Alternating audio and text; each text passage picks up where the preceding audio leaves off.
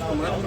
ಏನಪ್ಪ ಅಂದ್ರೆ ಒಂದು ನಮ್ಮೆಲ್ಲರಿಗೂ ಆಶ್ಚರ್ಯ ಆಗ್ತಾ ಇರೋದು, ನಾವು ಎಲ್ಲಿದ್ದೀವಿ ನಿಜ ಹೇಳಬೇಕು ಅಂದ್ರೆ ನಾವು ಭಾರತದ ಒಳಗೆ ಇದ್ದೀವಿ, ಕರ್ನಾಟಕ ಅನ್ನೋದೇ ಬೇರೆ ಕಡೆ ಹೊರಟೋಗಿದೆಯಾ ಅಂತ ಒಂದು ಸ್ವಲ್ಪ ಡೌಟ್ ಬರ್ತಾ ಇದೆ.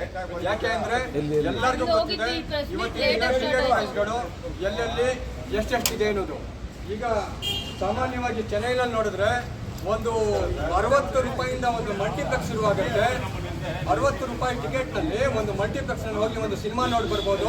ಹೈದರಾಬಾದ್ನಲ್ಲಿ ಇವತ್ತು ಹೀರೋ ಫಿಲಮ್ ಅಲ್ಲಿ ಮ್ಯಾಕ್ಸಿಮಮ್ ಇಟ್ಟಿರೋದು 500 ರೂಪಾಯಿ. ಅದೇ ಸಿನಿಮಾನ ನಮ್ಮಲ್ಲಿ ಇವತ್ತು ಇಲ್ಲಿ 2000 ರೂಪಾಯಿ 1500 ರೂಪಾಯಿ ಮಾಡ್ತಾ ಇದ್ದಾರೆ.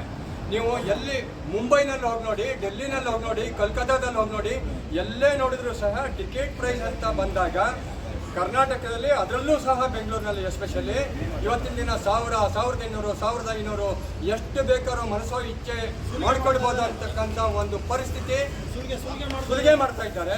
ಹಾಗಾಗಿ ನಾವು ಇಲ್ಲಿ ಕೇಳ್ತಿರೋದು ಏನಂದ್ರೆ ಎಲ್ಲರಿಗೂ ಒಂದೇ ನ್ಯಾಯ ಇರಲಿ ಅಂತ.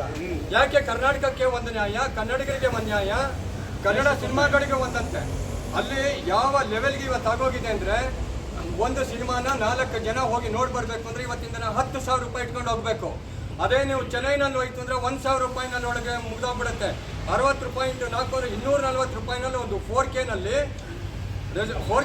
ರೆಸಲ್ಯೂಷನಲ್ಲಿ ಒಂದು ಸಿನಿಮಾನ ನೋಡ್ಬೋದು ಅಲ್ಲಿ, ಅದು ಸ್ಟಾರ್ ಸಿನಿಮಾನ.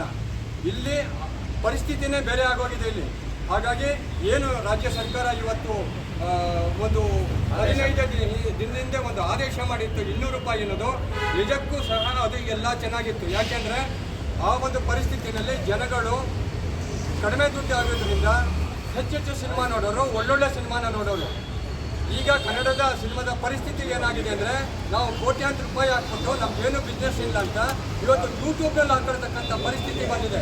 ಹಾಗಾಗಿ ಇವತ್ತಿನ ದಿನ ಏನು ಇಲ್ಲಿ ನಾವೆಲ್ಲರೂ ಸಹ ಸೇರಿದ್ದೀವಿ, ನಮ್ಮೆಲ್ಲರ ಕೂಗು ಒಂದೇ, 200 ರೂಪಾಯಿ ಆಗಲೇಬೇಕು. ರಾಜ್ಯ ಸರ್ಕಾರ ಏನು ಒಂದು ಆಜ್ಞೆಯನ್ನು ಹೊರಡಿಸಿತ್ತು ಅದನ್ನು ಎಲ್ಲ ಸಂಘ ಸಂಸ್ಥೆಗಳು ಮತ್ತು ಇವತ್ತಿನ ದಿನ ಏನು ಮಲ್ಟಿಪ್ಲೆಕ್ಸ್ ಅಂತ ಇವತ್ತು ಕೋರ್ಟ್ಗೆ ಹೋಗಿದ್ದಾರೆ, ಅದನ್ನು ತಡೆಯಾಗಿ ತಂದು ಮತ್ತೆ 200 ರೂಪಾಯಿಗೆ ಬಂದರೆ ಎಲ್ಲ ರೀತಿಯಿಂದಲೂ ಒಳ್ಳೆಯದಾಗತ್ತೆ. ಒಳ್ಳೊಳ್ಳೆ ಸಿನಿಮಾಗಳು ಗೆಲ್ತವೆ. ನಮಸ್ಕಾರ.